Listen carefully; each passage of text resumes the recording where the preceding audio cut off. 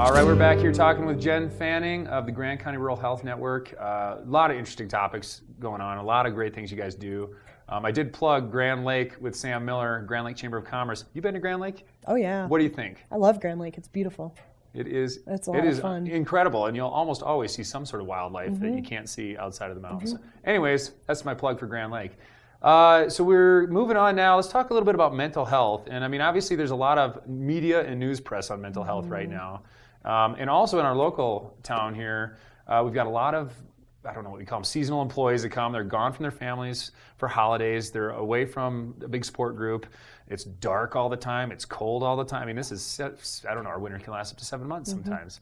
You know, what are some of the things with mental health that we're seeing through Grand County Rural Health Network? Sure. Well, first and foremost, for people who we're really trying to reduce the stigma of mental health. Everybody at some point in time has something that where they could access mental health services, situational depression, anxiety, whatever that looks like. It is okay to access care. We have some really have a traumatic event, lose a loved one. Anything. I mean, anything.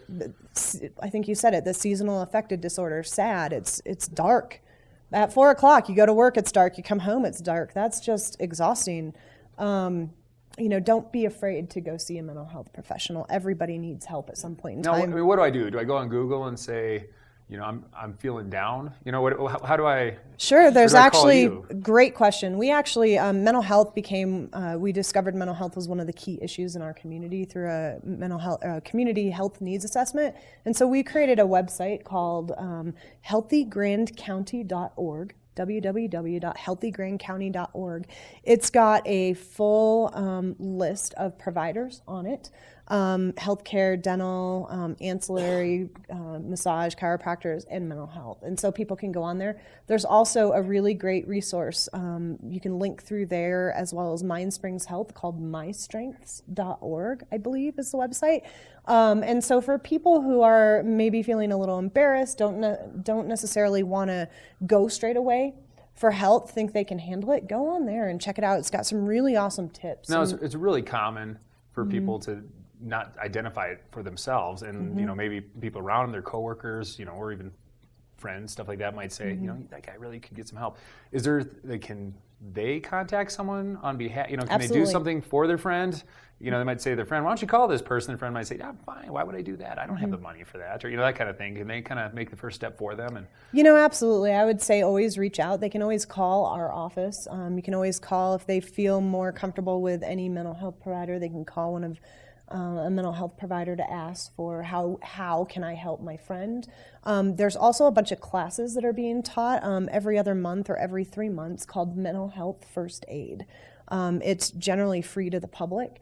Mind Springs Health has been offering those. It's been as a result of all of our community planning, and it really teaches people how to talk to their friends, how to identify and how to talk to their friends and say, "Hey, I'm here for you. I really care about you. I'm not saying this to make you mad. I'm saying this because I care for you, and I'm really worried about you, and I want to figure out how I can help." And people need to hear that no matter what, no matter where they are, no matter what they're going to do.